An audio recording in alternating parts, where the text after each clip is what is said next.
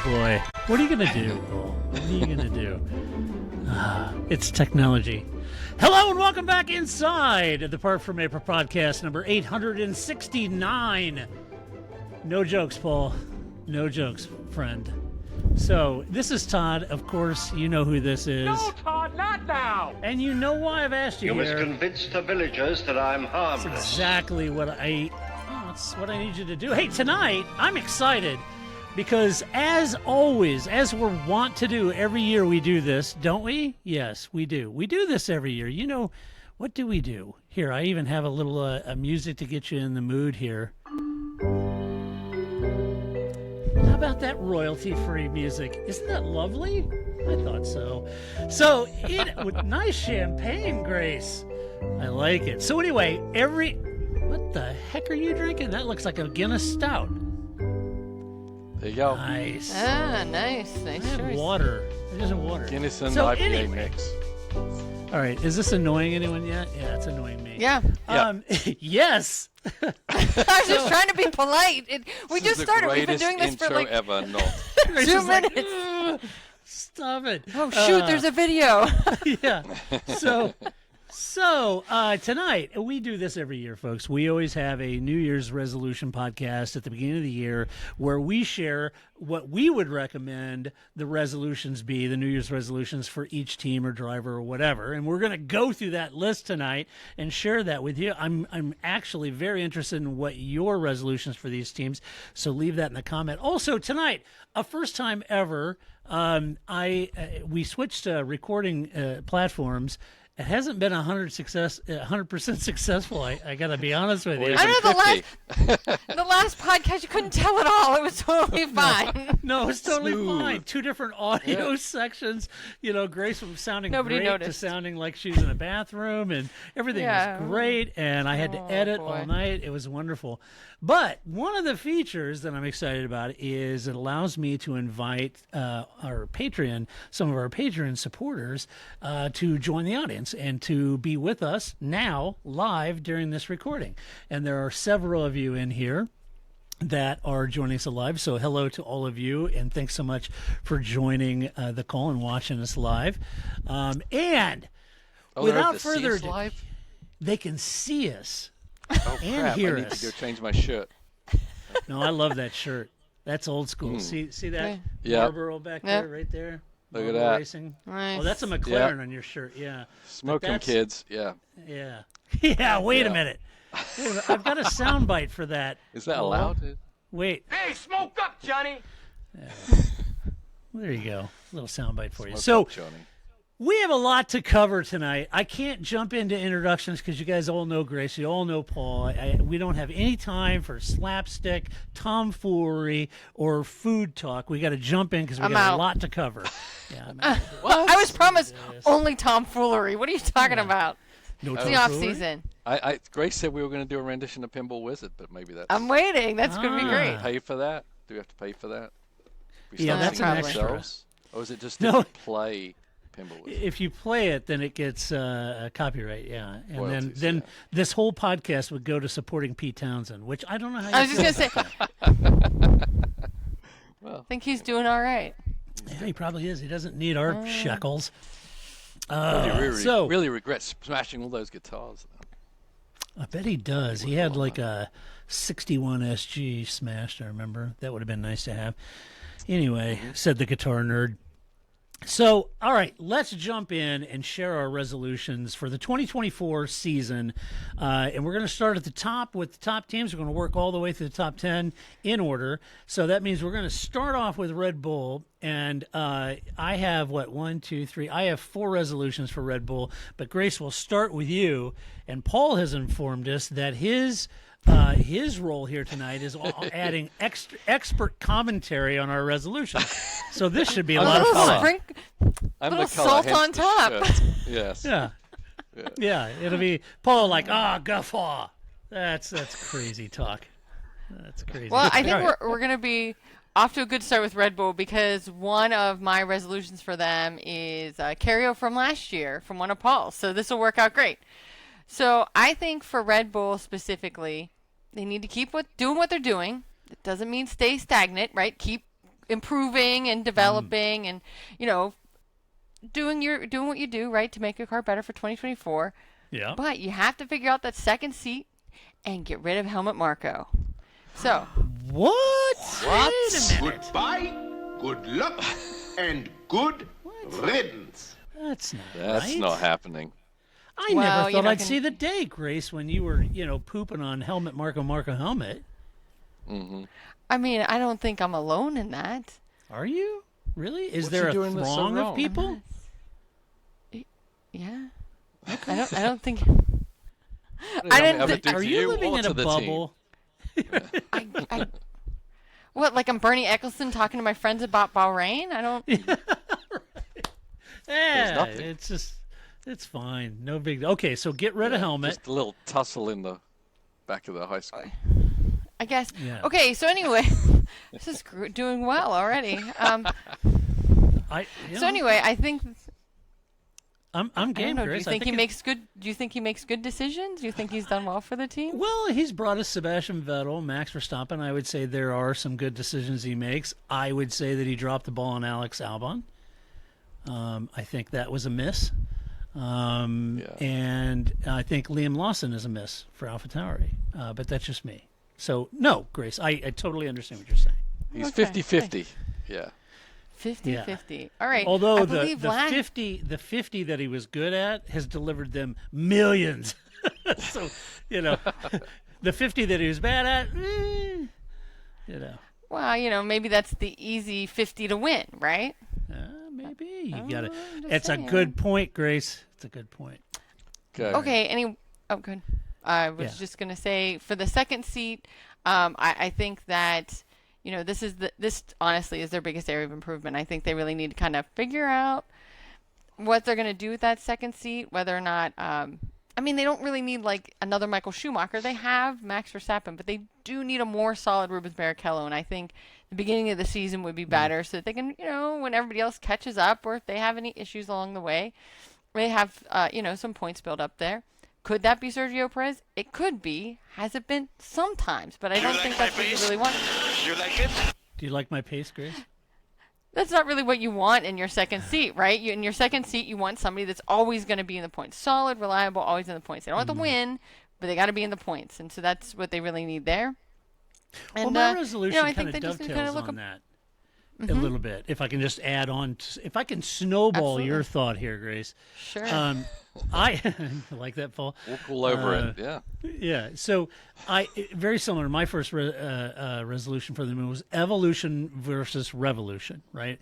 And I said that the car needs to be an evolution of the 2023 car and not be significantly different in drivability from what Max liked. Yet, if they want to repeat in 2024, they do need to develop the car or Sergio or both in a way that he can drive it and maximize his potential. There was just too many points left on the table as the competition starts to close in, which it inevitably will. There's just too much of a gap there points wise. So he needs to close that in. So just kind of dovetailing on what you said. Yeah. Nope. I think that's it. And I think they kind of have to look across all of their drivers and figure it out. They've got a million of them. Yeah. What say you, I don't Paul? think it's just a driver problem.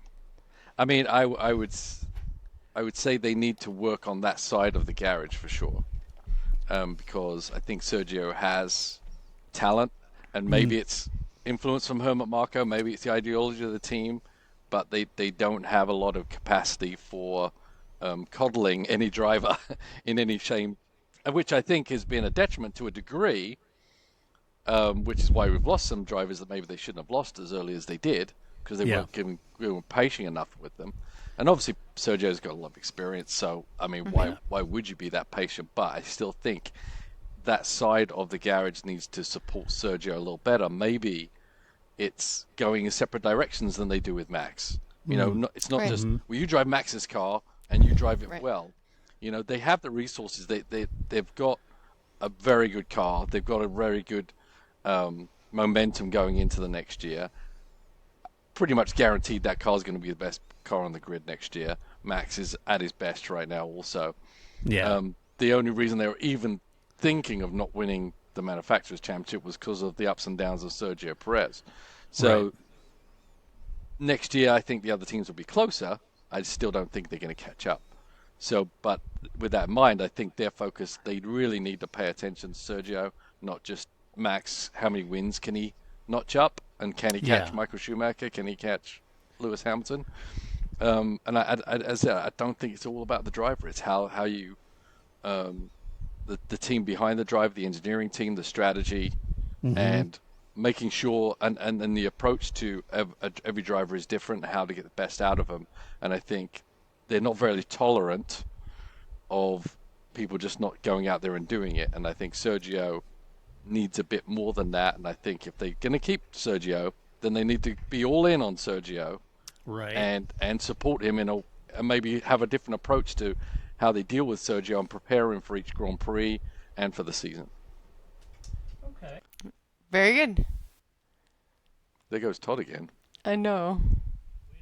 Oh, now you're there. Yeah. Oh, good Lord.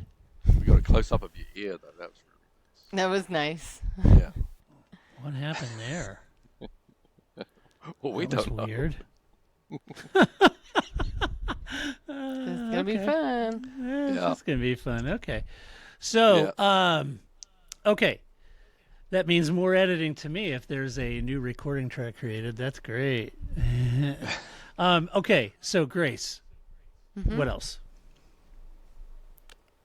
Oh, for Red Bull?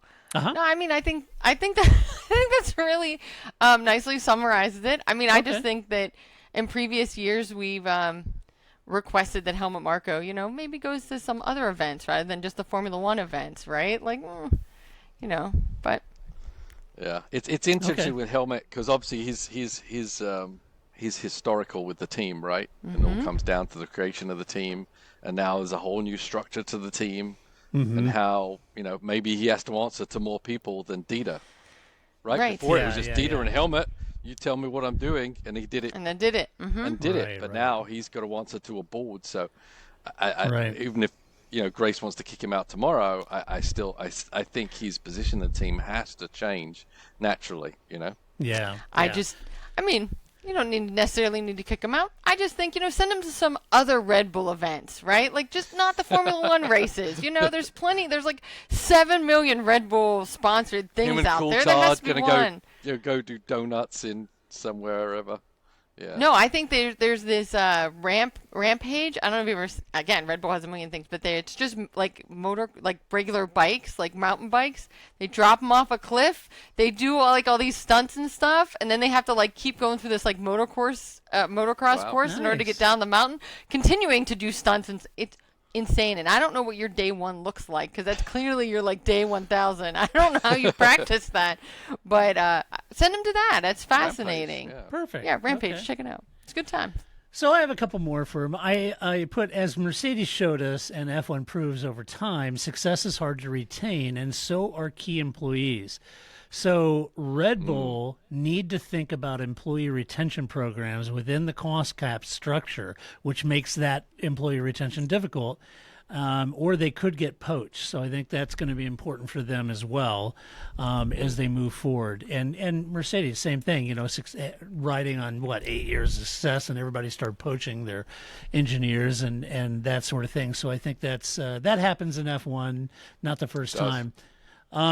I saw a vote that said that Toto is the best team boss in F1, and that confused me given what Christian has achieved with this amazing team. So maybe he should, like Toto does each off-season or summer holiday, maybe Christian should think about going out and breaking a limb or something for some Who did they sympathy ask? points. Was that a fan question? Did they ask the other His wife. team principals? Interrupting wife. him and his wife having a conversation about FIA secrets. I don't know. right, I mean, right. Who's the best? Who's the best? I hope it's Susie's favorite. I mean, Yeah. that seems kind of Well, weird it's if it Susie's wasn't. favorite, of course. So I thought, Christian maybe want to have a mountain bike accident, put a cast on, get a little sympathy vote there. A tennis accident. Come on. Yeah, Keep it that would be even thematic. better. Yeah, that'd be even better. And finally, I think Red Bull should seriously consider sponsoring this show because I drink enough Red Bull to supplant Carlos Slim as Sergio's financial backer. So throw me a bone, Red Bull. You should be. Then I could say the podcast I is powered can't by wait Red Bull. To see you at the side, like just as excited as Carlos Slim is, but Todd, Yeah. that's great. That I want to see. Go, Sergio. Yeah, I can't, That'd be great. I only know this much Spanish, so I couldn't really It's fine. coach him in Spanish. Let's talk about Mercedes, shall we? Let's do it. All right. What do you got, Grace, from Mercedes? I think my headline for Mercedes is change your relationship with the FIA. I think part of it kind of is what you were just talking about with Christian Horner, right? So in stick and ball sports, right, they say, like, don't let the referee determine the outcome of the game, right? This is true in racing as well, but I also think there's sort of this corollary in racing, which is also using the referees to your advantage and the disadvantage of another team, right? That isn't necessarily the same case in other sports. And so I think that's not only do you not want what the FIA decides and what the rules look like to affect you, but I think that Ferrari used to be the master of this, and I think Red Bull and Christian Horner have really adopted to be the master of this, sort of like, what I refer to as just asking for a friend, which is like, hey, if I happen to be running more fuel by bypassing some of the rules, or I build my floor to this spec or this spec, what do you think that would look like in the rules? Would that be legal? I'm not thinking about doing that. I just wanted some clarification about what my floors can look like. And then when you see one of the other teams making their floor in that way you asked about, then you go, oh, but theirs over there, I thought that wasn't okay, right? Mm-hmm. So that's the strategery of using the FIA to your advantage. And I don't think it's something that Mercedes does, and I don't think it's something that they do well. But Red Bull does it like chef's kiss perfection. And so I think that, to me, of course, I know, right? We can talk about the car, we can talk about Lewis, but I think car, change your effing car. I mean, that's every resolution, right? Resolutions are always about improvement, but I think, to me, what is really something that isn't just what we talk about all the time is change how you work with the FIA and how the rules work in your favor and work against your teams. No, Mikey. That's no. right. Did you get my email? Yeah. Yeah, exactly. They changed their number and now he can't ring them anymore. New phone, who dis? No idea. He's still calling Michael Massey. It's fine. Yeah. He's dead to me. And another let's thing. see. Yeah. Yeah. So let's see. All right, what do you got? I have. I'm not sure what took Mercedes so long to jettison their size zero concept in favor of something that actually worked. But they eventually did and took second to the constructors. So in 2024, they need to hit the ground running with all they learned in 2023 and not let pride of authorship or a bullish approach to mediocrity get in their way. They're way, way too good to that and way too smart to do that. I was pretty stunned that it took them that long to make that change. And once they did, then they're second in the championship. So I think there are some wickedly smart people at that team, and they really need to work more in concert with that and not get augured into some sort of philosophy that isn't paying dividends. I think that would be important. Toto and Susie should not let off the throttle on this FIA issue, in my opinion, and they might achieve what everyone is saying behind closed doors but not out loud. Let's get MBS out and a real statesman in at the helm of the FIA. A nasty legal hassle might reveal that MBS isn't quite fit for purpose, and that could lead to a vote of no confidence. So if a lot of the team bosses want him out, they should Helmut put Marko. the throttle. Yes. I knew. Read that. Right. Problem solved. Problem solved. Helmut Marko, your new FIA president. Paul Charsley solving problems like this. There you go. I just spot in those mailboxes. I knew it. I like Helmet, it. you've been fired, but good news, you're in charge of everything. That's Right. right. He's like, You're sure of everything. Boom. Yeah. That's right. Yeah. Then finally, I had a couple for the drivers. I put that Lewis needs to hit the ground running with a singular focus and not leave it to mid-year to find the fire and desire to win. Champions right. are worth several tenths in pace, and Lewis is no exception. So if Merck get him a car that's close, Lewis needs to close that gap, and he's got to have his head 100% in the game. But every point is critical from the very first race of the season, as we've seen. And so he's really got to show up. You know, sometimes Lewis can kind of ease into a season, and then he gets the bit between his mouth mid-season and goes after it. But I think he's got to hit the ground running, because I don't know if, I feel like Merck will be closer, but I don't know how close. And he could be the Delta. He can't have the Kimi Räikkönens, right? Like Kimi Räikkönen always like Spa. It was something like, oh, now I can win. I know how to do this, right? Like, don't do a Kimi Räikkönen. Don't just ease into that season. I think that's a good point. You need to hit that ground and go. Yeah, Right. I mean, it's easier said than done. Every driver has a different approach and different way when they jump in a car. Some drivers can jump in and be quick lap one. Some drivers need to work into it, and historically, Lewis does take a bit more time than some other people at the beginning of the season. That's for sure.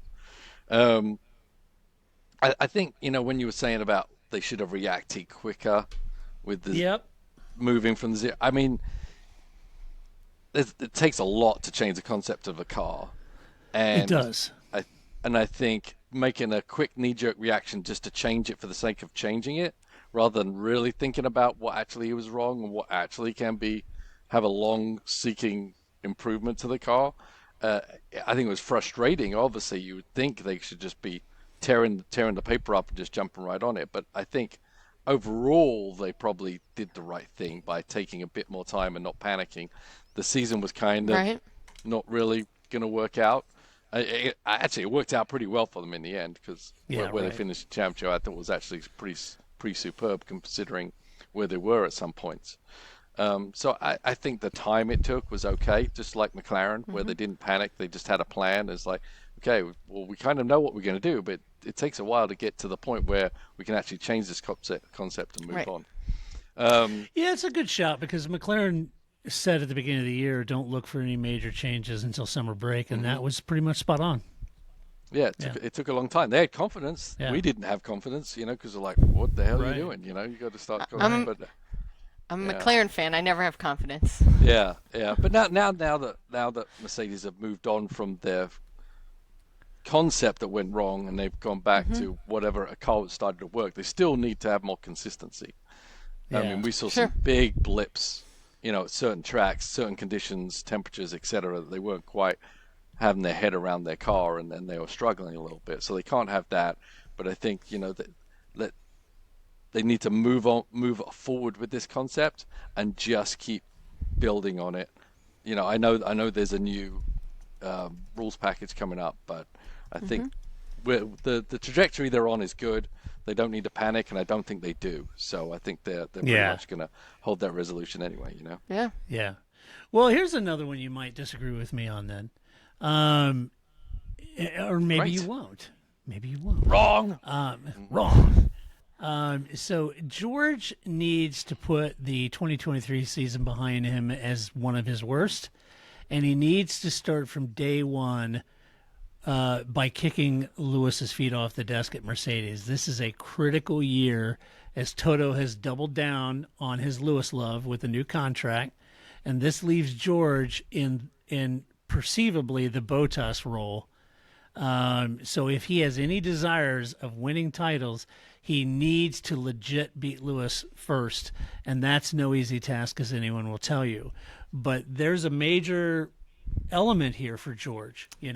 Either he's gonna fall into rank and file and be Valtteri, or he's gonna have to try to knock Lewis's feet off the desk there. And it's kind of put up or shut up. I don't know. Maybe you guys disagree, but that's kind of how I feel. I don't think he's going to be a Valtteri. He's not going to be a Barrichello, and I don't think he's shown any of that. I mean, maybe he didn't have quite competitiveness as much as possible. It didn't, but I think Lewis was turning it up pretty hard. Yeah, he was. But I think he's done a very good job at keeping himself separate from Lewis and not just being a wingman. Even if he's not as quick as Lewis in other certain times. Yeah. The problem with George is, when he signed on, even when he was driving the Williams and getting ready to go to Mercedes, it was supposed to be a whole different picture for him when he got to Mercedes.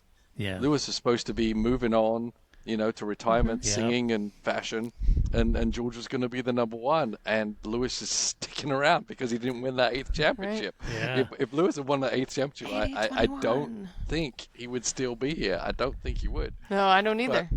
But he's sticking with it, and so for that's like the thorn in George's side. He cannot claim number one spot while Lewis is there. I don't think he can kick his feet off the desk, but I think he's doing a really good tall job order. in sharing the table. Yeah. It's a good point. What were you going to say, Grace?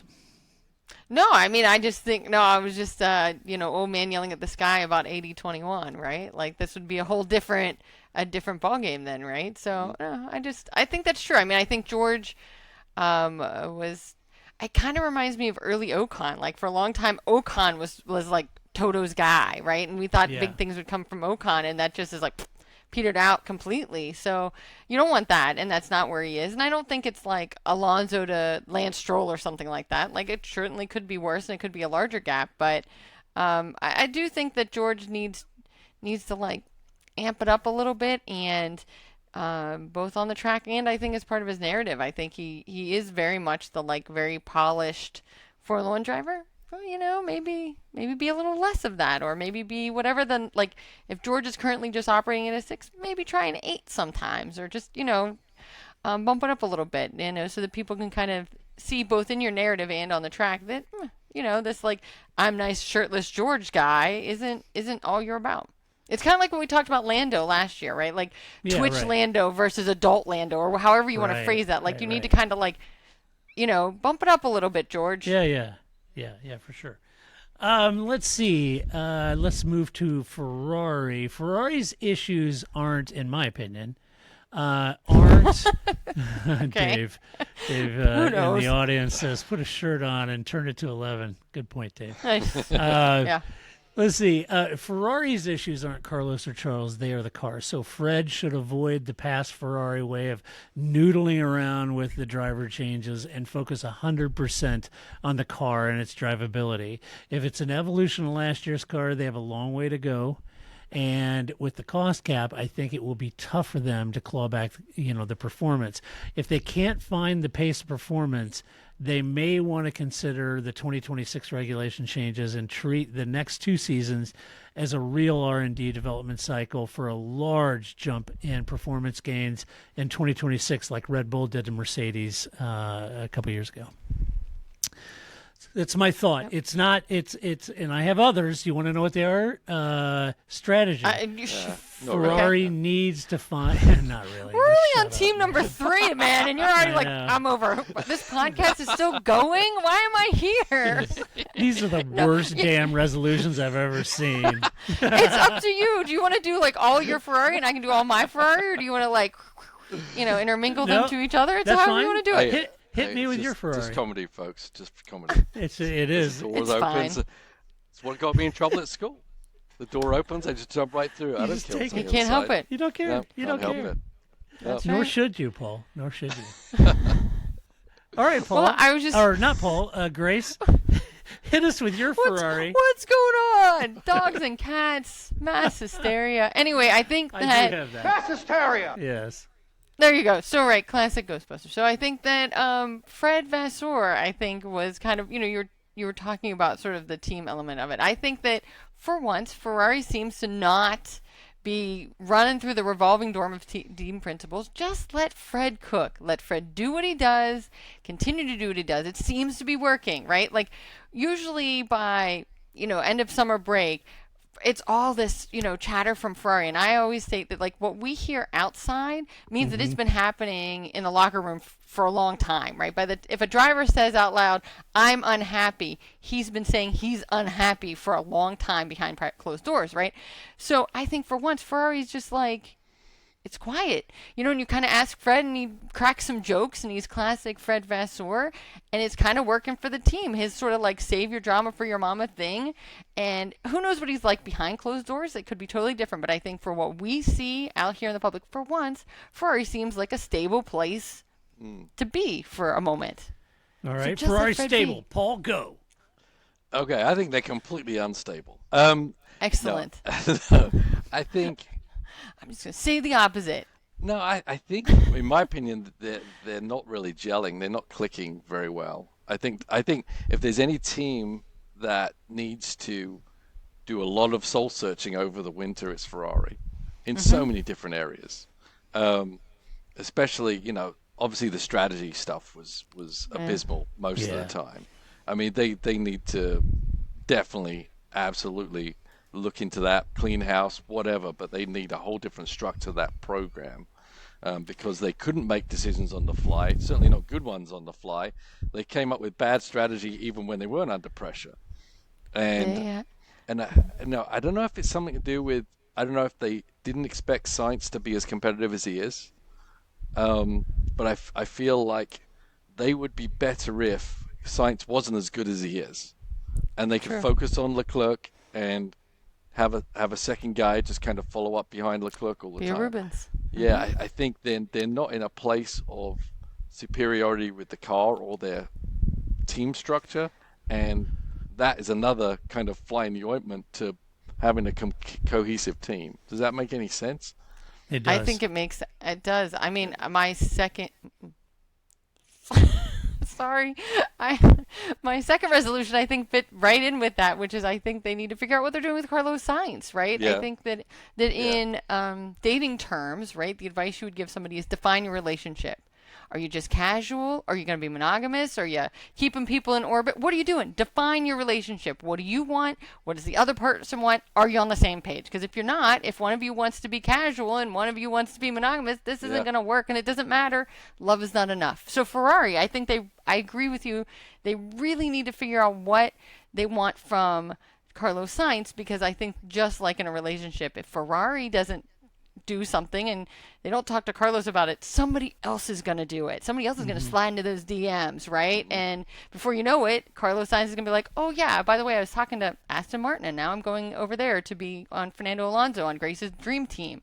I think that's where they're heading if they don't really kind of like figure that out. So I think as much as I think Fred has helped, I agree with you that they like as far as gelling goes, they're like nowhere near like the same next to each other. I realize now this could be audio, but I think absolutely they really need to figure it out, and I think that really starts with what do you want and what does Carlos want, and can you be on the same page about that?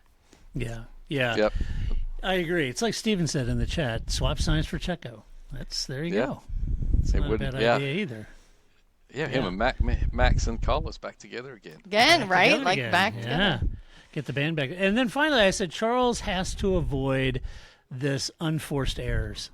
No doubt he is trying really hard to make something happen, but overdriving the car isn't helping. And the same could be said really of Carlos. So they're trying so hard to make something out of that performance that it's just unforced errors, and they've got to get rid of that, because those are I kind of figure at Charles is this, as long as he's been in F1, kind of thinking those should kind of be behind him at this point. Absolutely, they should. Yeah. Yeah, and There's a lot of pressure on Ferrari.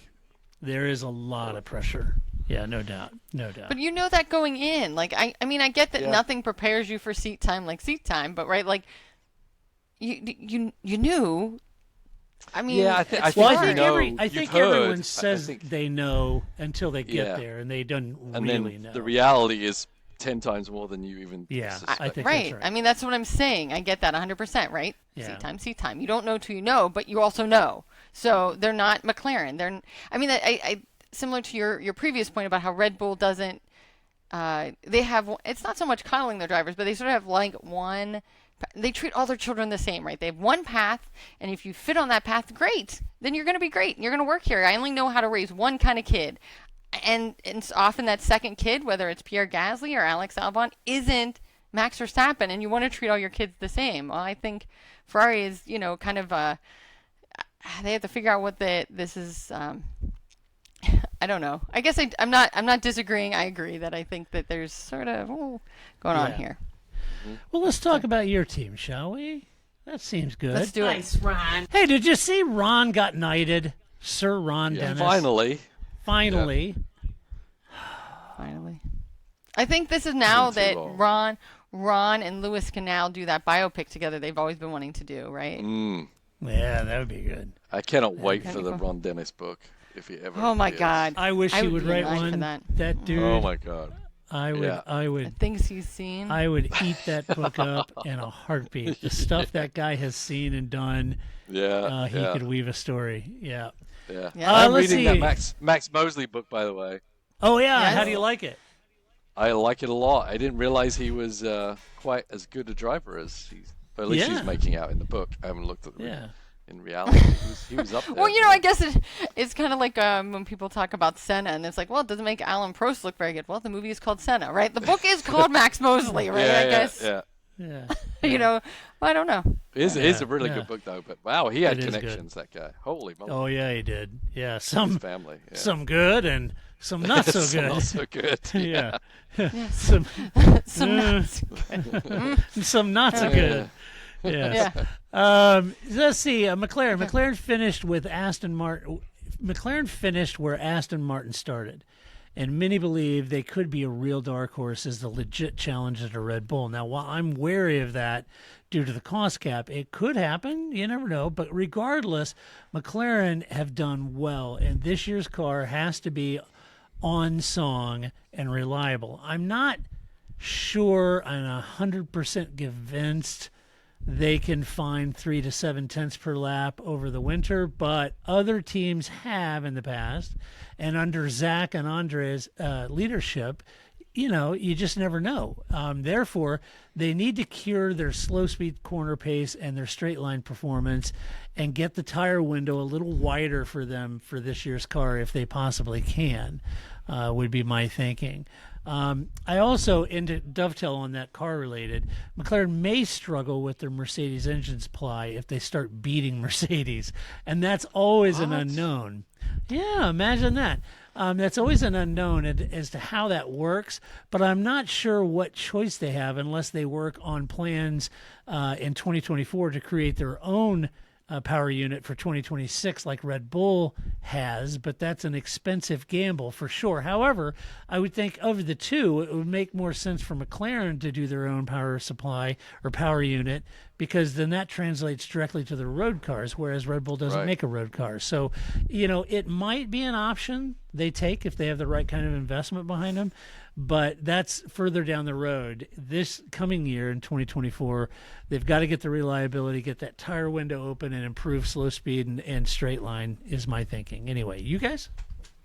Grace? Sure. Grace. Grace. I have that. Yeah. Yes. There it is. It's been a while, right? It has been a while. Yeah. Somebody just yelling my name. But anyway, I think I don't want them to get lulled into complacency because they've had, 23 was pretty good. Lando and Oscar did a good job, right? Like I think they finished better than they thought they were. But I think here is where I really think their car, it runs on such a nice edge that, again, similar like we were talking about the Ferrari, it's easy to overrun. It's easy to, I think Lando's deals with it better, but I think that's a lot of what we saw with Ricciardo, right? Was that he just never could come to grips with that car. And even though Lando and Oscar are better at driving that car, I just think, one of the things that Red Bull has, like, you have more options. You have a wider band of how you can drive that car. And so that gives them more flexibility that you just don't have with the McLaren. McLaren, similar to Red Bull's driver style, is like, we have one kind of car, and if you can't drive it, I'm sorry, Danny, right? This isn't going to work out for you. So I think transitioning from their previous, design into this, new thing, and then we have the new rules coming in, their new wind tunnels coming online. I think there's a lot of change there, and I just want a nice little transition and let them keep on this nice little upward swing, and make sure that they're on the up and up. I think McLaren's very aware of this. It's not as if I think McLaren's sitting there going, you know what, Grace, you're right. I'm glad we listened to this podcast. They may still think that, but it's not for this point. I think they know this. They've been very transparent about it. Zach says it, Andreas says it. I don't think it's like a secret, but I do worry about that car being so, close to the edge. What do you think, Paul? Do you think we could see McLaren develop their car for 2024 as an evolution of last year's? Do you think we could see them kind of repeat 23, where they hit the ground, assess where they are, run a few races, kind of measure that out, and then really kind of focus on a mid-season summer break major upgrade like they did last year? Do you think they may I do don't that know. again or not? No, I don't think they're going to do that again because I think they got caught with their pants down. That they had to do that last year. Yeah. I think ultimately in the very few notes I did make, but is they got to build on their last year's success and continue that upward trajectory. I don't think they need to one thing they don't need to do is throw everything at it to try and get to Red Bull. I think that may be unobtainium, and I think it may be distracting to them. They need to not get too far ahead of themselves. I say build on what they have, be more competitive from the beginning of the season. Because if they were that competitive from the beginning of the season, they would have been chomping at the bit for second in the championship. But they weren't. Right. So they need to just don't do anything crazy. And as I said, don't be so single-minded that we've got to beat Red Bull. They need to still beat Ferrari. They still need to beat Mercedes to get to Red Bull, and just keep moving onwards with something they did very successfully. But the biggest worry is as they get more successful, is the driver pairing is going to get more and more difficult to manage. I think from what I've seen outside looking in, is that Piastri and Lando have a good business relationship. I don't think they're buddies, and I don't think, as soon as the race weekend is over, they go separate. And I'm sure Piastri is doing that for a very good reason. And I think Lando's just maybe for the same thing, because he sees them a much bigger threat. And so as the car gets closer to winning races more consistently, being in the top front two rows, and Piastri's in his second year now, he's not the new kid and, I'll just sit back here and just take it in and behold the wonder of Lando. That's all over already. He did a great job. As it should be. Yeah. Yeah. And I was just going to say on the driver front, and I'll add this, Grace, and then chime in where it's appropriate. And I do say appropriate. It's a joke. I'm only appropriate. I don't know why you had to are. repeat that. Come She's on. actually the only appropriate one. Yeah. Especially in the pre-talks. Oh, my God. I Talk about try not to be the inappropriate. reason we get explicit ratings or whatever, right? Like I'm trying to keep us above Thank you. bars here. Dang it. Let's see. So from Lando is the man at McLaren, and his rookie teammate outshone him a few times, and did as did his patience, really, when he forced a few moves on track. So McLaren aren't starved for potential drivers, right? They have plenty. No. But right. who they need is a potential champion, not just drivers, right? And Lando is that potential champion, but Lando needs to ditch the unforced errors as well and inconsistency by rising to the clear leader status in both skill and maturity at that team. This is kind of that moment. He used to be Twitch Lando, then he was kind of grown-up Lando when Dan came aboard, right? And really kind of turned it around, got a little more serious about it. Now he's got to step fully in because, as Paul mentioned, Oscar is, I would say, wise beyond his years, and he's not a Carlando, fun buddy to play with. He's there to win, and you can tell. And I think Oscar had a terrific year, but like George, I think he knows if he wants to seek an F1 title, he'll have to start by knocking Lando Norris's feet off the desk. And there were certainly moments like that in 2023. So, he's shown that he might be able to do it. And I think Paul is right. The more successful the team, the more friction there could be there between the two of them. And so Lando really kind of has to take even one more step in that maturity and skill game, I think. That's my thoughts. Yep. I don't know. What were you going to say, Grace, on the I was just going to add that I think that as far as driver relationships, and you mentioned Carlando, but I think there was a real change in their relationship when Lando started being successful, right?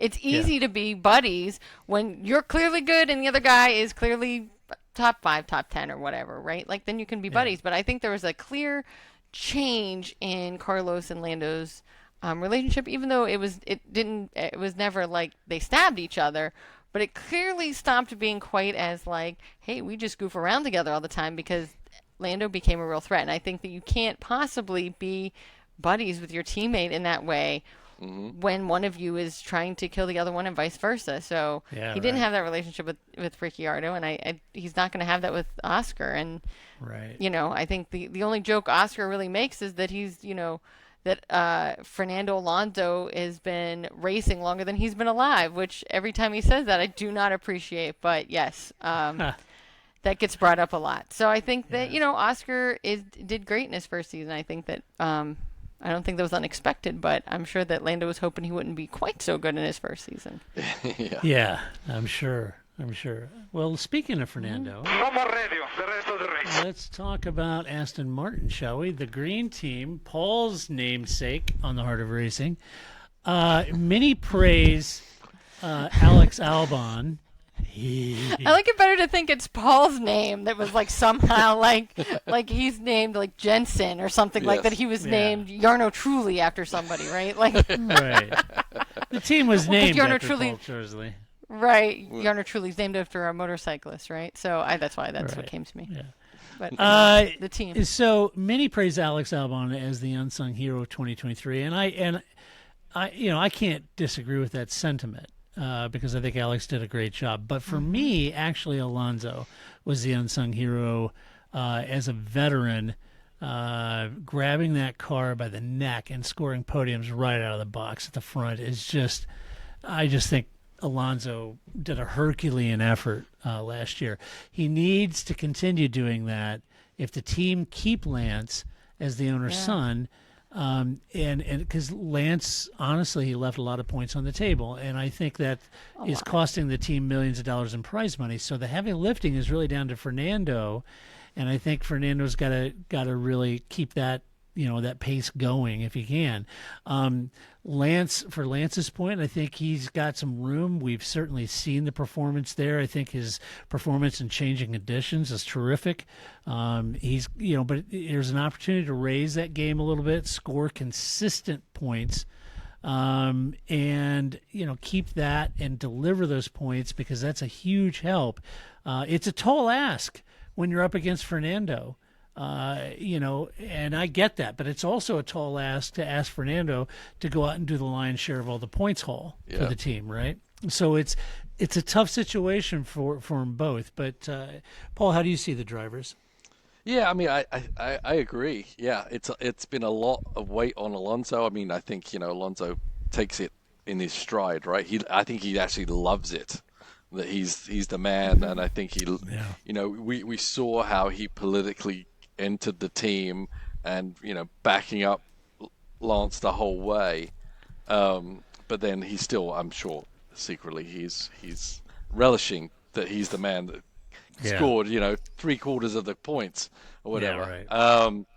But it's not an easy task, and in the end it's not a way to be ultimately successful, right? So you still always need that second person. So we know Lance had some high points, mainly near the end of the season. Once again, just kind of like I talked about earlier with Sergio, it's not just a driver, it's that side of the garage. It's the engineering, it's the strategy, it's, in between sessions, it's pre-race, how are we going to run this? They all need to work together a little bit better because I think Lance seemed very agitated sometimes with a lot of decisions. Yeah. And I'm not sure how that evolves if they're all talking properly together in a fluid manner and making these decisions for the race, why there's any question of what was the right or wrong thing to do. So I think they all need to definitely get together with their vision and move forward and try and make that work a little better. I think, sometimes how they're working in between sessions didn't matter as much because the car was that competitive. But sometimes when it wasn't, I think Lance, the delta between them two became even more vast. Very stark, yeah. Yeah, for sure. Grace, what do you think? Yeah. Well, I think as far as, right, I don't know, I guess I'm just adding more to this. I really think that Lance they need to figure it out because I think in addition is that if Alonso has, let's say 3 to 5 years, right, most left in this sport, if you're either not fully sold on Lance Stroll as to be your next number one, then you need to send him to WEC or somewhere because you need to get that future number one in there now so they can learn from Alonso, because I think Alonso is very good at mentorship, if you will, as long as the person respects the Alonso clause, right? He worked out great with Ocon until Ocon didn't respect that Alonso, I'm Fernando Alonso. How dare you try to beat me or be better than me, right? So I think he really does do that. It's just as long as you get that I'm the number one as Fernando Alonso. So if it's not going to be Lance Stroll, then they got to figure it out. And perhaps it makes somebody sad. Maybe it makes Lawrence sad. I don't know. But if this isn't your future, you need to make that switch now before Alonso leaves. Because once Alonso leaves, you're losing so much, brain power, driver. I mean, we always Experience, are like, there's no replacement for Alonso experience for sure. Yeah. For sure. And he's one of the greatest on the track, and he's been at many different teams with many different people, and a lot of the people are the same, right? Like, so I think that in that sense, that would be what I really want them to do. Figure out Lance Stroll, what you're really going to do, and make that decision. Yeah. As far as the car goes, I had Aston had done a really good job of arguably copying the Merc and Red Bull. And that's, I say arguably, because if you ask anybody at Aston Martin, they say, no, we didn't. This gives them a boost at the beginning of the year. But missing points from Lance and limited development during the year makes it very difficult for them. And this is how McLaren beat them in 2023. So the resolution has to be hitting the ground like they have in the past, like they did in the start of 2023, but somehow trying to maximize the points that you harvest while you're competitive. And then somehow finding the right development program to keep them in the game the entire year. Now, that is so easy for me to say. That's much easier said than done. And unicorns might fly out of your butt, but it's where they apply those development dollars during the season. They're still in the throes of getting, their wind tunnel up and going and their HQ. And so they've got a lot of irons in the fire. So I don't want to, take the stuffing out of Aston Martin here. They're doing a great job. It's just getting that car competitive, throughout the entire season. They kind of went through that lull, and one could argue, well, those are tracks that it just didn't favor, but they got a little more competitive towards the very end of the season, and maybe that was the case. But how did you see the car, though, Paul, from that perspective? I agree. I mean, they came up with a great concept, and they caught a lot of people who weren't quite ready. And they made the most of it for a very long period of time, and Alonso was knocking on the door of maybe winning a race or two. Yeah. But the thing that is glaring is the lack of progress with the car.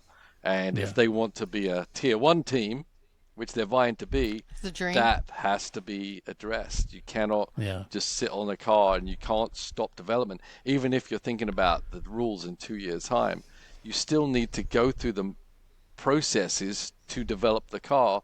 So even if, 2026 can be a whole different car or whatever, you have the people in place, you have the processes in place, and you have the historical data on how to proceed in developing a car and keeping up with the Joneses or the Red Bulls, etc. as the season progresses. That's critical for them not to fall backwards like they did this year. You can't let that happen. Yeah. Agreed. Let's see, for Alpine, what did you have for Alpine, Grayson? I had more for Aston Martin before we moved on. I didn't realize that was my one shot, Yeah, that was it, man. In your opinion, he was... Yeah, you start beating up on Lance, and we're good. Yeah. We're done here. Back off, Grace. As if I've never been on this show before. Like, when did this become Save Helmut Marko, we love Lance Stroll? Like, when has this happened? What is this show I've been on for 700 years, right? Anyway, I thought you were going to throw to me, and I was prepared. But I think that for Aston Martin, I think that they've really lived like the lifespan of a team in 1 year, right? They've had their ups, they've had their downs, they've had wings that flex, they had wings that didn't flex. They had, they had some unsuccessful upgrades. I think that they kind of have had a lot in this year. And so I think, to me, what I want is them to just learn these lessons, take honest stock and everything across this entire year, because had a year and figure it out. And I think that Mike Crack will do that. But I just don't think that's really Lawrence Stroll's style. Doesn't strike me, I don't know him, but he doesn't strike me as a lessons learned, post-mortem kind of guy. So I hope he doesn't kind of short circuit that idea and allows the team to kind of take honest stock from everything they've experienced, because they've been everywhere this season, and there is an advantage to that. There's some positive to that, and you've had to kind of how to figure out how to operate in that environment. Yeah, Lawrence doesn't learn lessons. He writes the lessons to be learned, Grace. Right. That's right. That's I Get it agree. Get it done. Yeah. Well, he hasn't had a long conversation with Paul Charzely yet, so we'll see. No. Paul will say, GT racing, different than F1. I can see Paul doing the Ford versus Ferrari thing, where Mr. Ford goes out to see the car, and Carroll Shelby says, "Well, let's take her for a ride, Mr. Ford." And he jumps in. That's what you need to do, Paul. So when Lawrence comes out to the GT track, you jump in the GT3 car with him. Okay. You take him for hot laps, and he'll say, "Holy cow, GT racing is awesome." Yeah. He's And then you have all his all his attention, which is definitely what you wanted. I also did want to add that there's been some chatter this week, because they took on a new private investment firm called Actos, and so after Mission that's Paul's Winnow, investment group. I knew it. No, I mean, but Tell anyone. I hit it big on the stock market. I knew it. Powerball. Finally. Paul's 51% owner now. Excellent. No, I think that after Mission Winnow, I'm always like, when these little companies show up, it's like, who are you really? What do you do? I still don't actually know what Mission Winnow does, except we all know what they do. And so I was like, oh, let's see what else they have. So I just wanted to point out that they also have a minor ownership in the Golden State Warriors, the NBA team, Liverpool, and the Houston Astros baseball team.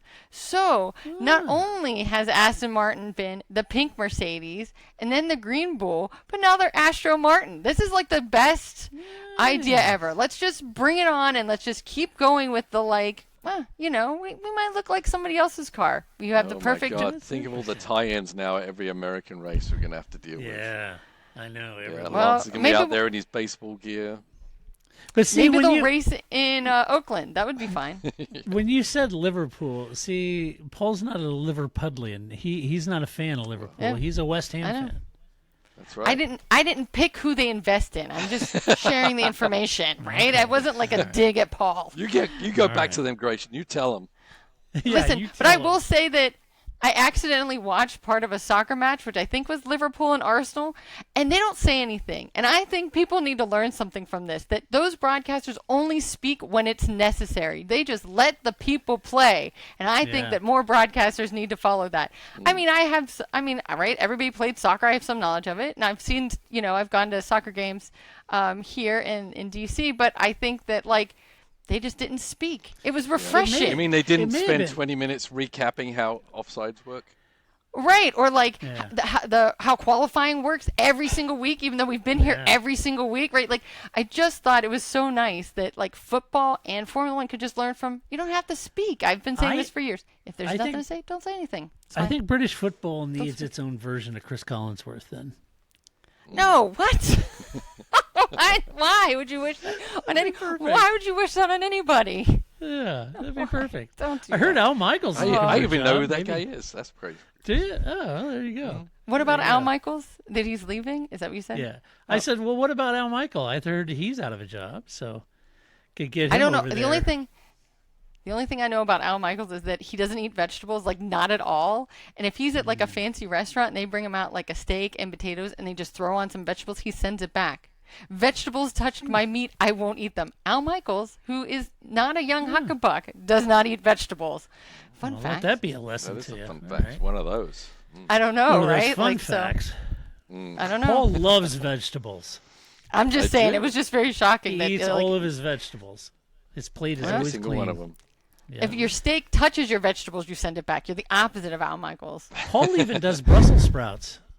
I love I eat Brussels. Brussels sprouts. You can pull Brussels the are Brussels good. on top of my steak. I'll be happy. Yeah, That is nice. see? So crispy. Alpine. What do you got, Grace? Alpine. All right. So I feel nice segue. Brussels sprouts, Alpine. Alpine. Alpine. One I and think the for same. Alpine, my resolution is the same as it's been every year and every incarnation they've ever been. That's amazing. Look at what I said on the top of my thing. You're like the amazing Kreskin. That's exactly what You I am. are. Sis boom ba. The sound a sheep makes when it explodes. So every year, Alpine. I was earlier talking about, Carlos, define your relationship. What do you want? What does Ferrari want? Are you in? Are you out? What is this relationship? Alpine is always 1 foot in, 1 foot out, just keeping everything else in orbit. Be committed.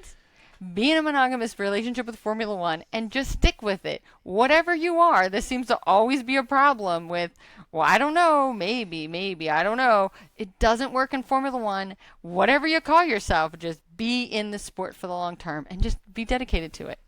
Be better, I think is what you're saying. Be So, best. Paul, That's right. Same as it ever was. Same as it ever was. Yes. Yes. What do you think about Alpine? I grow tired of talking about Alpine. Yeah, I don't want us to get banned either. Yeah, it's like as Grace said, it's the same every year. They Every don't. It is. They don't do anything different. It's always the same. They always talk about what's going to happen in 2-3 years, and we're 2-3 years later. We'll forget what we said. It's in 2-3.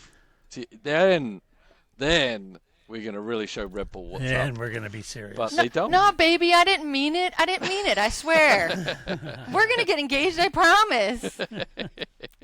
No, I was Yeah, it's- making a gesture and I accidentally hit you. I swear.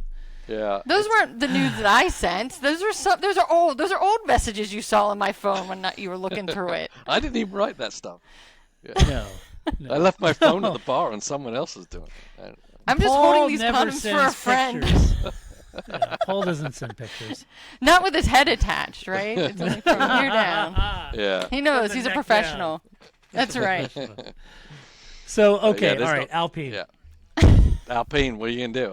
I don't know how much more to say. I'll tell Alpine you. just needs to literally be better. Okay, Tomfoolery is the best we have for Alpine. Yeah. All right. This just what do you got? in. Okay, Alpine, I gotcha. Everybody's beating up on you. Yeah. I gotcha. All right, here we go. Okay. After the big shakeup, things seem unsettled. But with new investors, the team should strive to be where they should have been by now, at the sharp end of the grid. The biggest challenge is not their drivers, it's their power unit. And that's down on power, and everyone knows it. And the problem is it's down on power, but it's frozen per the regulations. So they need a solution for that ASAP. And I'm not sure how they can get special dispensation to catch up with the power output performance of everyone else. But they've got to figure that out with the FIA. And that's why I was thinking, an Andretti power supply might be a good window for them. Hey, well, we got to build new engines for Andretti, and can we have it that those are better than the ones we have, and we're using those now? I don't know, but they got to figure it out, right? Alpine has strong drivers, strong investors, a strong brand, but they need strong leadership and consistency in their plan moving forward. That's what's lacking. They've been in the sport for some time now and missed many of their goals over the past 5 years. So they need to double down with solid leadership and solid plans for success and solid performance to move them up to 4th or 5th in the title hunt. That's where they've got to shoot for. And I think Is that Esteban really where could they be. need to shoot for, though? I mean, Well, they should be. They should be competing for wins. They've been there long enough. Yeah. I agree. Yeah. But their engine's down on power significantly, and they're not going to get there if they don't get that resolved. So I think 4th or 5th, might be the best they could. I think they need. shoot for. I think actually, it's rather than constructors championships, they need to start winning races.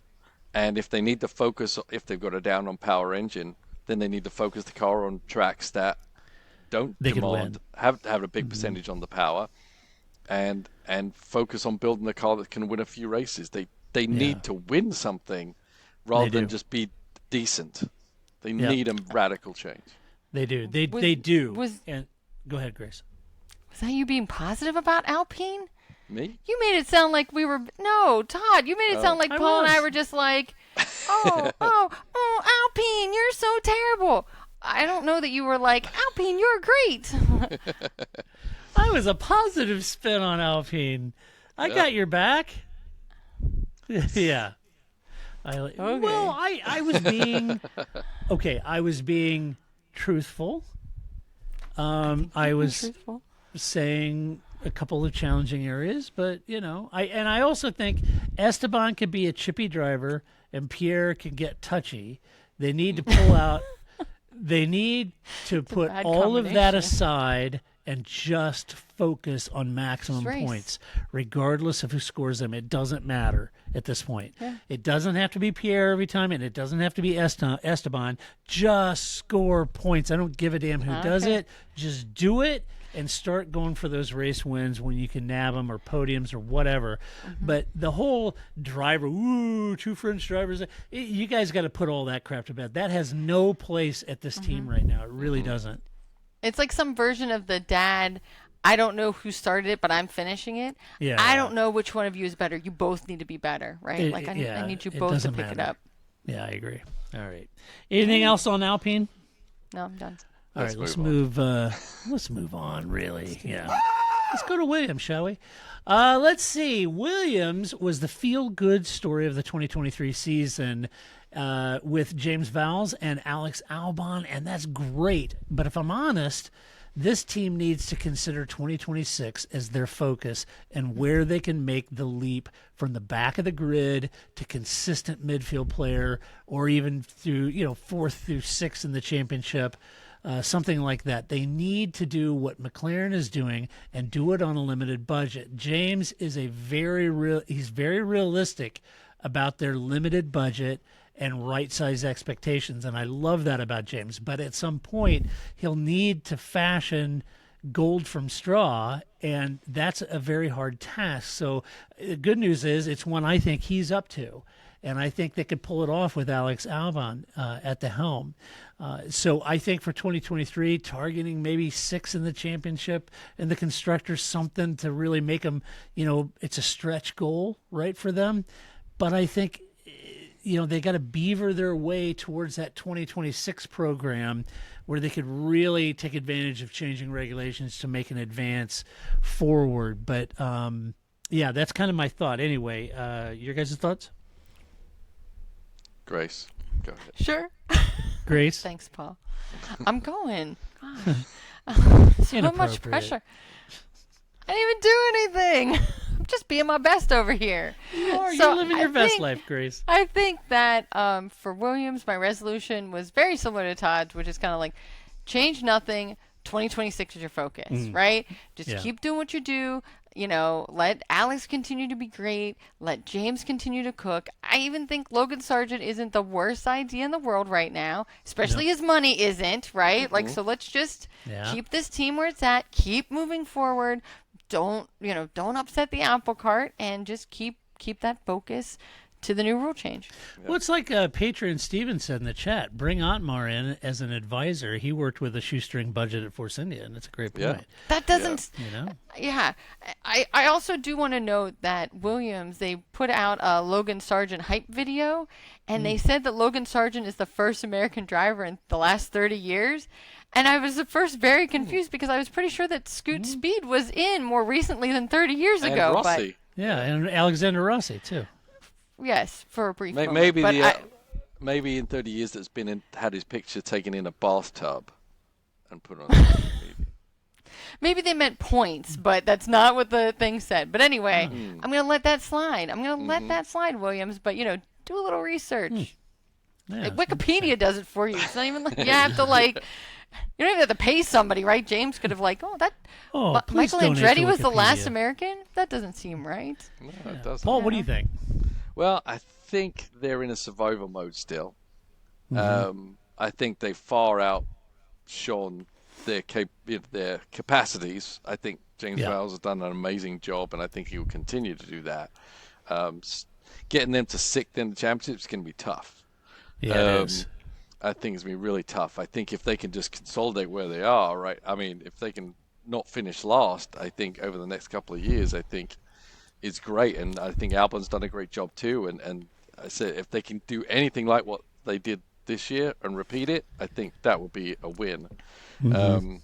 I think Logan is, as Gray said, his money's very helpful. And as you like to say, it's not the drivers. That's not the problem with the team, right? No. It's the infrastructure, the dated infrastructure, the funding, and all those things added together. So I think, Logan's there. He's filling the void, helping the team continue on to get to a point, in a couple of years where maybe, they can make a big leap. I think that's absolutely what they're gearing up for. So anything they get in between then, and finishing not last in the championship, all those millions of dollars help immensely. Absolutely. And they really are, more than any other team, looking at that change in 26. Yeah, I think so too. And my thoughts on the drivers, I think Logan spent last year learning, and this year he's been given a lifeline. So he has to make the most of it. I think this year finishing thereabouts with Alex, which is going to be a tall order, but hopefully he's up for it. Alex has been the complete package, and many believe Helmut Marko missed the call on him at Red Bull. I do too. I think Alex has a long future at Williams if he's willing to stay there. But if he wants to move to a quicker team, he'll need to consistently deliver points in a car that isn't really interested in points in order to make himself hot property for larger teams. And I think his prospects as of the end of 2023 look good. I think to your point, Grace, about Aston Martin, if it didn't Lance, maybe Alex would slot right in there. Yeah, I think the position of Alex, that's probably resolution is keep hold of Albon, because I don't think he really needs to prove himself to other teams. I think other teams know where he's at. I think just the jigsaw puzzle or whatever of driver contracts, etc., kind of thwarted Albon going somewhere else. But I think, any of the top three teams, with some of the issues they've got with Perez, if Sainz goes somewhere, whatever, I think, he can solve some of those. And I think they'd be smart to do that. So they need to really lock him in. But it's really difficult for any driver to know that they're going to be treading water for 2 years. Let's see. AlphaTauri, new team boss, new name, new relationship with Red Bull's technical program that's raised concerns from Zach Brown. Everything is set to turn this team's fortunes around. As a Red Bull Junior team, we've often argued that they should aspire to more than an also-ran team. And it seems that and this goes back to the opening comments, it seems that since Dietrich's passing, the focus is now a little bit more on making the most of this team, and that means scoring more points and raising in the championship hunt. It isn't just about a fun little team to vet some drivers in. I think they need to start paying for their own way, and I think they will, and hopefully they'll be able to capitalize on some of that intellectual knowledge from Red Bull that Zach had concerns about, but hopefully that'll help them achieve that. So, Grace, what'd you have? So this was where I really just focused on the two drivers. I think that, I know that I think I stand alone in this group. This is not new to me either, in being a little more pro Yuki than everybody else, but see, I don't think that's a secret. Not my first time on this podcast. No. Right? So I think that wrong. It's not wrong. It's my opinion. It can't be wrong. I went to the Lawrence Stroll school of I make the lessons here. I don't learn from them, buddy. So I think that he has seen improvement. Now, I'm not saying that, he's the next fill in the blank, Charles Leclerc, whatever, Max Verstappen. But I do think he's seen improvement. I do think that he's gelling better with the team. I do think the Franz Tost finishing school has helped him. But I think he really needs to keep that momentum going. I think he has to keep his narrative in a place for 2024 that is positive, be out there exercising, be out there meet and greeting with people. I think he has the rapport comedic part that podcasting on rap video done. That's fine. I think that, again, it's he's good at the Twitch Lando part. We need to be good at the other stuff too. And for people to really see that, even though I think he's got that and continue to develop on the Yuki side. And then I think Ricciardo needs to do something, right? I think that he's kind of stuck in this. Your hand. Well, I mean, that would help too, but I think he's kind of stuck in this weird space, right? Like where, I think him of any of the drivers has a real clear narrative through Drive to Survive. I mean, he even admits that, right? Like he's like, your show will be nothing without me when I leave, right? I'm the reason this is a success, right? Right, but that also means that we now can see every up and down of your career because of Drive to Survive. And so I think that he needs to push himself. He's at middle age for drivers, right? Like he has fewer days, in front of him than behind him. Figure it out. What do you want to do? Do you want to stay at AlphaTauri? Do you want to be at somebody? What's your goal? Hunker down. I'm not saying he can't be fun. I'm not saying that's, don't be fun. Don't be the fun guy. But I think that he's going to run out of time real quick if he doesn't kind of like figure it out what he wants to do and do that. Right. Netflix are real bunch, aren't they? Yes, Dan, they are. So, Paul, let me share my driver comments, and then you can wade in and All right. and address it all. I know. Just wait, man. Just wait your turn, Paul. I'll be back in a minute. Yeah. So I love Daniel, but I'm still wondering if the new cars, and I mean by new, I mean 2014 onward, just aren't his cup of tea. Paul Charsley has argued that some drivers excel in different forms of racing. Mansell did in F1, but not so much in the junior categories. And others excel in junior, but when they get to F1, they don't. I'm just wondering if Dan didn't excel in the previous iteration of cars before they got to this iteration. Because it just seems like ever since they came to 2014 and he jumped ship, it's been really difficult. It's a different Daniel that we're seeing. I know Dan can win races. I've seen it.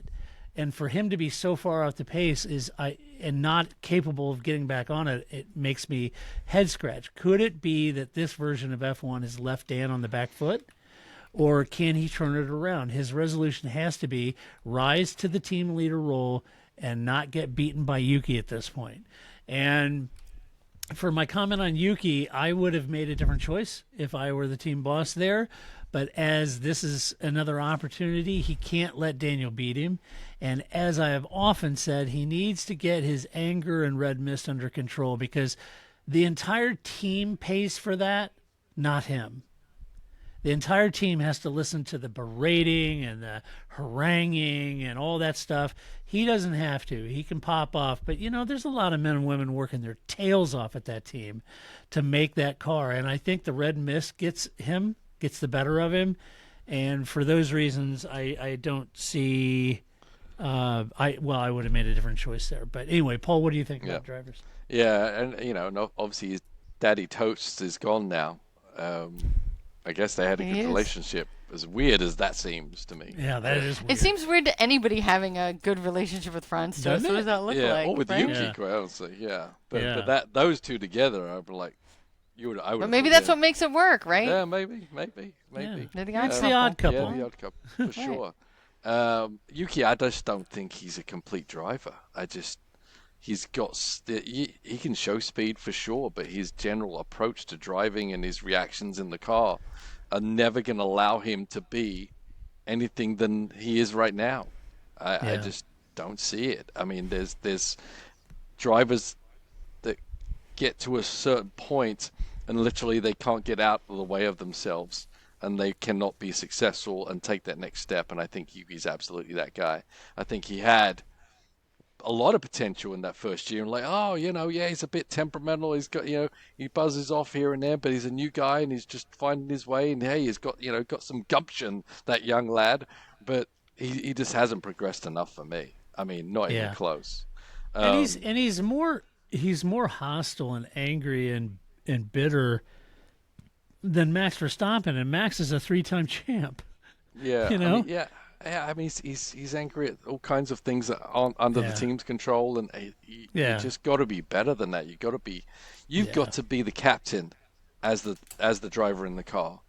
You cannot be, the plucky young, whatever you want to call it. But if you want to be a number one, if you want to be a professional driver, if you want to be, a successful Formula One driver, you have to have control of your emotions. You have to have control and be able to see everything. That the amount of how he explodes leads you to believe he cannot mentally see the forest for the trees sometimes. Yeah. His emotions get in the way of making good decisions. Right. With Daniel, I think you're right. I mean, it could have been, the technology is a step too far for him. We knew he was a monster on the brakes. Well, these brake-by-wire cars with the, bringing in the power and, I think, it could be a matter of feel on the brakes and just his strong points are not able to show themselves up. I mean, what was the one race he did really well? He was like third. Was that Monza? Yeah. Where he was right up top? I can't remember. But Monza. We'll go he with won, Monza. yeah. it seemed like a simple track, which would make more sense to me because he could actually bring things down to a very simple terms. In you break in a straight line and you turn and you go, right? And but when there's a lot more things going on, maybe the technology just doesn't suit his style. Maybe he is a little bit over and above, too old to be able to learn new tricks. I don't know. Yeah. So then I think it would be. Sorry. No, I mean we knew he was a tiger in the car, and he could match Vettel. He could beat people. Yep. But he's been at Alpine, he's been at McLaren, and now he's here, and he hasn't done a lot in a very long time, unfortunately. And this has got to be his last chance. I would think so. We don't see all the data in the sims and all that kind of stuff, but I'm not counting him out. Nope. But I think this is the only year he's got left to count himself in. Yeah. I think that leads to him. If you're gonna go somewhere else, do it now, please. Don't wait until you're on the back end of your career to go, hey, maybe I should go somewhere else. Like I think now, if he said, I'm really interested in doing something else, then he could go do something else, and I think he'd still save face. It wouldn't be a disaster for his career. Whereas I think if he goes another 2 years and it continues to look like this year, it's not going to matter what the pile of data looks like, even if that isn't a fair assessment, if it is just all his narrative. But I think that really if he just can't cut the mustard, and I don't think in Formula One, because I do think that's fair that it's maybe he'd love a nice your entire life, hypercar program. I've heard of Normally one. aspirated engine, Yeah, Right. that's what I was just going to say. What about a V12 hypercar? I think So, you would enjoy that. There's a lot of options out there. So maybe that's just, a lot of drivers have done that. So just do that, but do it soon. Do it in your next year or so that everybody can move on and we don't have to watch the decline because nobody wants to watch that. No one wants to see that. All right, let's see. Stake F1 team. Do you like how I changed that name, huh? No, this name is dumb. It's maybe so that's bad. my resolution. So bad. They teased it forever. What are we going to be called? What are we going to be called? It was already one of the journalists said it's going to be called Stake F1. And it's like, what are we going to? Okay, it's almost time. And then I saw the night before New Year's Eve, in just a few hours you're going to learn the name. It was like Stake F1. We pretty much all knew that was going to be. And it doesn't make any sense. We just call it Audi at this point. So, all right. So a new name, new focus, but ultimately, is this a team in a holding pattern until Audi assume control in 2026? If so, I think they need to refocus on moving up the championship. They had a lot of hope, but late last year, it seemed Valtteri was in a slump and more interested in cycling in his bum than racing, and Joe was trying hard and doing well, but just didn't have the car under him. Can they take a Ferrari engine and eke out a 6th or 7th or 8th in the championship or better? Audi would like the prize money for sure, but I fear that this is a team that has to focus on 2026 as a reset, and that means making the most of the next 2 years. And my final resolution was, can Valtteri retain a seat? Can Joe? I think much of that comes down to two things: how they perform this year and what Audi wants to do next year in the lead up to 2026. Do they want all new drivers the first year they're officially in it in 2026, or would they like to get 2 drivers in, give them some seat time the previous year before they officially? I don't know. There's a lot of question Depends marks. on who those new drivers are, right? If one of those new drivers is Carlos Sainz, then maybe it's not such a bad thing because is he really a new driver, right? But yes, if it's, I don't know, somebody that I don't know whose name is, then yes, maybe that's a problem, right? Yeah, right. So So what'd you have, Grace? I think, okay, so before I get to my resolution, so apparently Stake F1, when they ran their livery in one of the previous races, it's green. And I just want to take this moment to bring up yet what I feel is should also be a resolution, but for whoever does the graphics for Formula One, no more green cars. Basically, all we're going to have is a bunch of some shade of blue dots on the little track map, one red car, and everybody else is going to be some version of green, right? Like, everybody has to pick their own colors because otherwise, especially during qualifying or during practice when you're coming in and out of the pits, I can't tell is that greenish red? What is that color? Pick distinct colors, people. No, we can't have more green cars. There's too much. We need in this some more blue-green Jordan business. yellows. Yellow would be fine. Orange is fine. Red is fine. But anything. Periwinkle. Oh, isn't nice. periwinkle? What is that? A purple? Periwinkle blue. Blue. Great. We don't need another blue. No more How about blues. taupe? Nothing. Taupe would be good. Taupe is brown. That's fine. We'll make Haas brown. I know we didn't get there yet, but they can be the brown team. Fox. Yeah, pretty much. So Yeah. When anyway, was the last so brown F1 car? Or what was it? Arrows? Or do you even remember a brown F1 car? Brown. Arrows was gold. that's like people that tell me the Washington football team's color is maroon. It's not red. He's gold. thinking. He's thinking. I have no idea. Oh, So that's a good one. I should It is a know good that, one. Paul. Yeah, Anyway, I'm not go sure ahead. if I know it for sure, but there wasn't. As far as I remember, there wasn't a brown Tolman? team for a long time. Tolman, yeah, it was cream, but had some brown in it. But I always remember Hector Rabach was always had bought customer cars, and these cars are always brown. It's always kind of distinguished himself. this is also is a fun game too. Let's just name teams, and Paul will tell us what the livery colors were. Who knew you had this skill, right? Yeah, This is who quite knew? fascinating. Like, no, that was a chartreuse. That was salmon. Like that wasn't He wasn't can pink. tell you what a Hesketh was. He can tell you Oh. what a Matra was. Yes. Yeah, Very, he knows that. very good. Not too many. I'm impressed. Very Not good. too many. I don't remember. I'm No. afraid. So All yeah. right. Sorry, Grace. So Stake, I think- Stake F1. Sorry. No apologies. I'm the one that kind of took this off. We're all tangents. It's the off season. This is the tangent time that you never let me Yeah. have any other time, right? Right. It's fine. So I think that I really think it was kind of hard to come up with a resolution for a team that's kind of in a holding pattern, right? Like I don't know, just keep holding. I don't know, especially when unlike Williams, who I guess was kind of in a holding pattern, but is on the up. But this is kind of like I don't know. What do you do with that? So I think Bottas is just around for the vibes. I think he's well aware of his Bottas status and that whatever he thought at Mercedes, it's very clear to him you're Bottas. So now he's just like mullets, bucket hats, butts out. He's, he's here for the vibes, people, and that's just what he's doing. And I think that put that on the back of one of our T-shirts. Bullets, bucket hats, butts out. Butts out. We are rocking. Woo! So I think that that would be, just keep doing that. That's fine. I mean, I don't think that unless he jumps to another series, if he stays in Formula One, that's kind of just be here for the vibes. You're doing great with that, right? And I think that Joe, I think he seems to be doing well-ish. He has a good narrative, but it just isn't well enough, and it isn't well enough to get out of Stake F1. Which should be Steak, and then they should be like sponsored by Steak and Shake or something. Like this could be much more fun Steak than sauce. Yeah. Steak, a gambling company, right? So anyway, it could be better, but so I think they're just really kind of until Audi shows up in 2026, and that's kind of where they're at. Paul? Yeah. That's the funny thing is everyone's waiting for Audi to show up, but they have showed up. They're already there.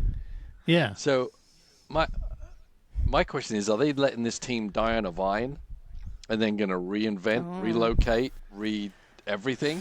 And that's what they're spending their time on? Move it Because to Stuttgart? Yeah, it doesn't make any sense to that they've got Audi influence, Audi money. As you said, it's in Audi's best interest for this team to be on an upward trajectory and score points and therefore have more money on the table for them. But there's been no progress. So Yeah. I just don't understand it. I forgot the guy's name that was a McLaren and went to Audi. That's now there. Seidel? Yeah. I mean, Under did a side great lead. job, McLaren. That guy is not stupid. He knows what to No. do. No, I right, just right. feel he's spending time on other things rather than trying to make this team actually competitive. I Yeah. feel like there's going to be a big Carpet upheaval. samples, Yes, yes. wallpaper. Making sure the pens are correct and in place. You know, I want the But, 8-inch trim, yeah, and Yeah.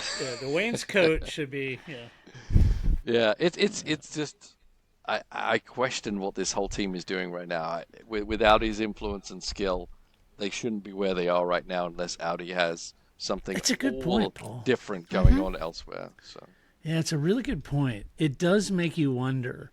You know, they jettison Alfa Romeo as a sponsor. Stake is a sponsor. Fair enough, that's fine. But what is going on over there? yeah, Surely they know you have 2 years before the regulation change in order to try to capitalize and get some money, some prize money.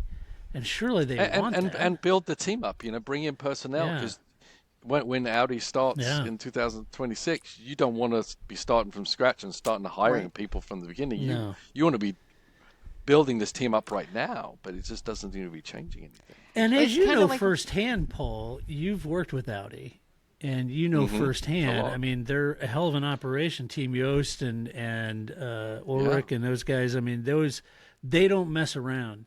Those Yeah, folks and know how to build they're a car. taking F1 very seriously because you'll see how they're pulling out all GT and hypercars and that Yep. stuff's all gone Yeah, because everything's going into F1. But where is it? where is it? Yeah, You're right. Like often teams, like top teams, will bring in drivers. You know, a Mercedes or Ferrari or something like that will bring in teams that drivers or staff at a lower team to kind of get the the sillies out or whatever, Experience. right? Yeah, like yeah. kind of get their right, Yeah. get their sea legs, if you will, and you could be doing that now at the team that they'll still be at. But now, get your sea legs under you now instead of waiting until 2026 to work out your sea legs. It's a very good point, right? Yep. Use these 2 years wisely. agreed. that. Good All point. right, are we ready for Haas? Are we ever ready for Haas? Is Haas ready for us? I think is the actual question. 'Cause if you thought I was mean to Alpine, whoo boy, Gene, you better have your big boy pants Is on. Haas Buckle ready up. for anything? Not really. Yes. All right, I'll run through mine, Grace, and then you can tee off. You can go all Joe Pesci on them. Here we go. All right, I love Haas. Caveat. All right, the men and women of that team are working their tails off, but they're not delivering and can't maintain the development war with anyone around them at this point. If I were Gene, and Gene, I mean this in the most loving way, but if I was Gene, I would think about changing up the leadership of this team and see if I could make the most of my investment. If not, I would do a deal with Michael Andretti and cash out while F1's on a high. It's unfair to trundle around at the back for both drivers and all the men and women at this team who work so hard. So they need a new focus and direction from leadership and the owner that will give them inspiration and hope to move forward. If Gene can't afford it, no harm, no foul, then sell to someone who can. And if you can afford it, then find someone who takes your investment and makes the most out of it. You know, you've got to James Vowell this sucker, right? And you're not. And no offense to Gunther. I mean, we all love Gunther. He writes books and he's a real hoot on Drive to Survive. But that's not doing Haas any favors on track. And you've got to turn this around. And if you can't afford it, I don't think there's any shame in that. Then sell it to Michael Andretti or somebody that can afford to do it and let them have a go at it. And you cash out while F1's really hot and maximize your sale price. But I don't know what else to say about Haas. Grace, what'd you have? Fix everything. You are the Detroit Pistons of Formula One. It makes me sad. Get it together, people. Either be in it or don't. I agree. Either sell the team off, or what I think would be even better, liquidate the whole thing so that the team principals have to come up for a new excuse for why they can't let Andretti in. Yeah. You now have the space for a whole new team. I just want to see what other excuses they've got built up, because it's certainly not just, we have too many teams. It's not the reason. So I want to see what else they've got. But I think that there's funny. no hope there. Like I watch the Washington Wizards. They're not great. Like I could clearly see people in Detroit going, you have no space to pick on the Detroit Pistons. But I have hope for the Washington Wizards. They have a front office that's building a new team. Detroit is investing nothing, and their owner invests nothing, and that team is nothing. And that's very different from having the investment and building a team and going to be successful in a few years. It's Williams versus Haas, right? So I have nothing really nice here. I just think they need to it's not cute. It's not cute anymore. I guess it's similar to what you guys were saying about Yuki, right? It's not cute anymore, right? You were the plucky upstart who cursed all the time, and that was great, but we're over it. And Gunther's Drive to Surviveness, we're over it. You need to produce something. So I think for Williams, I was like, don't change anything. For Haas, I'm like, change it all. The wallpaper, the wainscoting, all of it. Do something different. Yep. It's not working. Paul? Yeah, I agree. I mean, they got a clean house. I mean, they've been chasing the same issues with the car forever. And I get you guys rightly saying, that they don't have any money because they're not really investing enough money to maybe get the right people in there to clean house. They're just kind of, well, maybe they'll do really well this year. Well, that doesn't work, right? Didn't work for me at school, So it's right? Maybe he's going to really apply himself this year. This is going to be Paul's year. It's, He's really going to blossom. He's going to glow up this year. The year of the Paul. Yeah. So yeah, I agree. I don't even get why this team is going the way it is, because then they're obviously struggling, but they're not trying to change anything. And if they're not trying to change anything, they're going to get the same result again and again and again. Be it Gunther's his buddy, fine. If you need to stick, I don't understand it. I think the only thing I can understand is maybe they're holding out so that when Andretti get turned back, then the value of the Haas team is going to be even more valuable to Andretti. Right. That's all I can think of. I don't know what they're doing, but there's no point in treading water because you are wasting a whole hell of a lot of money spending in F1. You can spend a lot less money and do a lot more. With anything. So I don't get it, but their whole team needs a wholesale change or additions with people who know what the hell they're doing. I agree. Yep.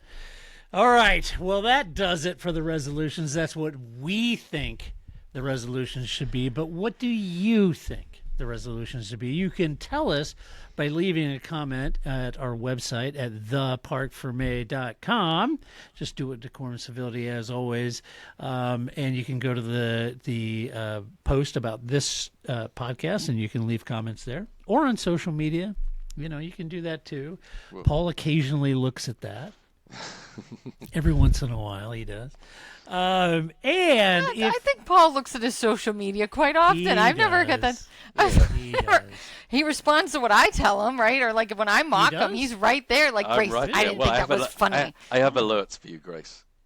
Oh, well, that could be too. Oh, God, Grace is trashing you on Twitter again. You better get over there and do something about it. Paul never responds to me. That's weird. Huh. He only responds to trashing, apparently. You're just loving and nice, and he doesn't know what to do with that. I just text him. It's easier. I think you're terrible. Why do you keep showing up? And Paul, where's my money? Where's my pen? Paul, I got wonderful Christmas cards from Paul and Grace, and they. I want my $2. I got Christmas cards, and they were both great. They were awesome. And Paul, my youngest daughter, said, "Oh, that's so," and she goes, "Oh, his daughter is so cute." So tell Ava that my daughter said she's so cute. I will do. So there you go. Yeah. She will appreciate that. There you go. And I said, well, clearly she takes after her mother. Ah. Clearly. There you go. Yeah. Paul, you're cute. It's fine. Thank God both my daughters look like their mom. And if you like this podcast, go over to the Apple Podcast, give us a good rating, give us some love over there. We'd appreciate it. Now, a huge thank you to all of the Patreon supporters out there, because we could not and would not do this podcast if it weren't for you. And in particularly, we have some in the audience tonight recording live with us, and they've been chiming in, and I love all their commentary. This is really fun. It's fun to do the podcast and to see their commentary in real time with us as we do the podcast, because not everybody has time to go post a comment later on and that kind of stuff. So it's really fun to see them weigh in on the topics as we're doing it in real time. So, folks, it's been a lot of fun having you here as part of the. They've actually part of the learned live we're show. not fully scripted. Yeah, they figured that out. Yeah, there's no script here. Yeah, There's a lot of it's, rumors going on. I bet some are thinking, wonder how much editing they do. None. I don't have time for it. That's why fixing it in the post is a funny joke. Yeah. And the only time I ever do any editing is if the platform takes a dump, which it kind of did earlier on. So now I'm going to have to edit audio and video. But anyway, no. Now you've sat through a live recording and you know this is all live. We don't edit it. And Paul, as Melton said, Paul pours a beer and calls it show prep. That's exactly pretty much. Right. Melton knows me very well. Yeah. It's exactly right. So thanks, guys, for joining us for this. I know it was short notice for all of you out there listening to all the other patrons. I posted a link to be an audience member. I'll do so next week again. And so go to our Patreon page. Watch out for that link, and I'll put the link back up so you can join next week. I know it's not always a conducive time for our UK listeners, but sometimes Paul and I on Race Reviews we record earlier, so it would be 8 or 9 p.m. for you guys in the UK. But this later time probably good for our Australian supporters. So hello, Australia. Hello, Australia. See you soon. Yes, Paul's going. Going. So there you go. Watch out. Yeah, exactly. All right. Australia. So until next time, when we come back to do it all again, Paul, thanks for joining this New Year's resolution. It's made all the better with your commentary input. Thanks for you. joining You're us. welcome. Yeah. Thank you. It's wonderful. It's great. I wasn't sure we were going to get Paul for this show. No, and But made we last begged. last minute thing. Yeah. We begged. Cancelled and he all my said, plans. I said, the Patreon people are coming. I'm there. I gotta "I'm be there. I gotta I'm be going to there. be there. That's right. For Grace and Todd, not enough. But all these other people, I'll be all there. the other people. It's amazing what Paul will do for an audience. That's I know, right. really. That's right. It's And we've awesome. learned the secret. Yeah, Paul loves an audience. Lots of things in my school report. That was another one. Yeah. Paul loves an audience. Paul loves it. I love it.